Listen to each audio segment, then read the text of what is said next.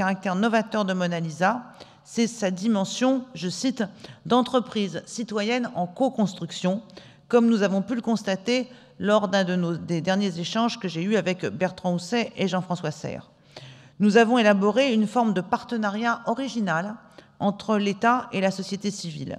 Et le gouvernement soutient pleinement la démarche Mona Lisa, notamment financièrement, et s'en remet à la force fédératrice de la société civile pour remplir les missions qui lui ont été confiées.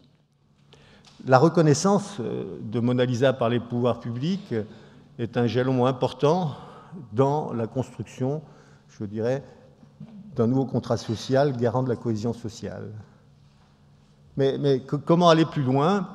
Eh bien, nous pensons qu'il faut faire partager cette démarche d'engagement à un nombre aussi large que possible de nos concitoyens. Et c'est la raison pour laquelle nous venons de lancer un appel à la mobilisation des citoyennes pour lutter contre l'isolement social.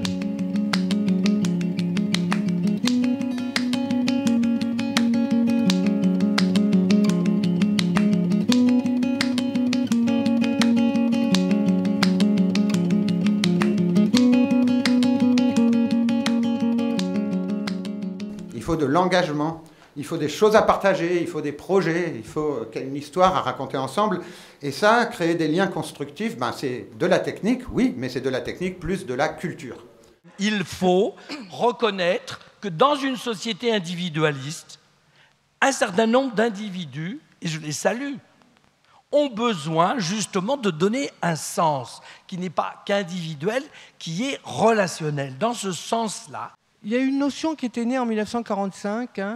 On avait inventé, à côté de la citoyenneté politique, et ça, Saint-Gly ne l'a pas dit, la citoyenneté sociale.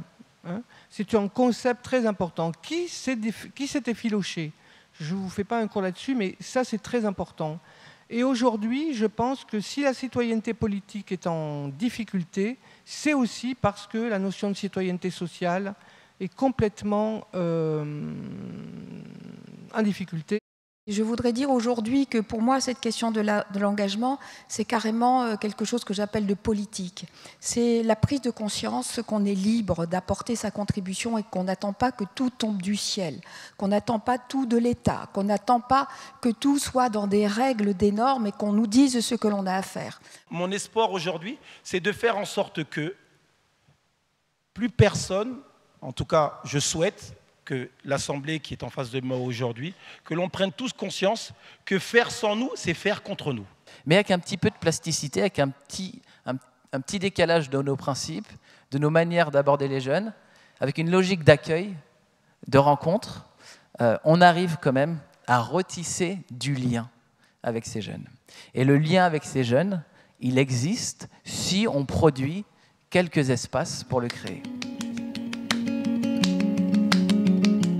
Ce que je trouve très intéressant dans l'équipe citoyenne, c'est justement que très concrètement, à l'échelle de là où se passe la vraie vie, on a une méthode et une réflexion sur la méthode pour mieux agir de concert en mobilisant effectivement toutes les formes d'engagement, quel que soit finalement leur motif. Mona Lisa, c'est vraiment le but de faire travailler tout le monde ensemble sur cette réflexion. Il y a des points sur lesquels il faut réfléchir. Je reviens encore sur la notion des aidants, la notion que eh bien, les gens ont peut-être moins le temps de s'occuper de leurs personnes âgées. Donc il y a toute une réflexion à faire, l'intergénérationnel bien sûr.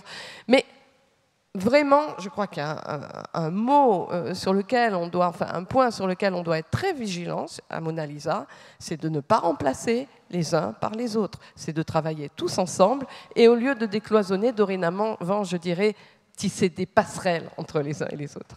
Je pense que c'est la question de la fraternité, c'est-à-dire c'est comment aujourd'hui on est capable de retrouver le mot de la fraternité, de le faire vivre dans notre école, dans notre société et effectivement de se rendre compte qu'on est capable d'être ouvert aux autres et que c'est comme ça qu'on gagne en responsabilité et qu'on gagne aussi en vivre ensemble et en capacité à agir l'un pour l'autre.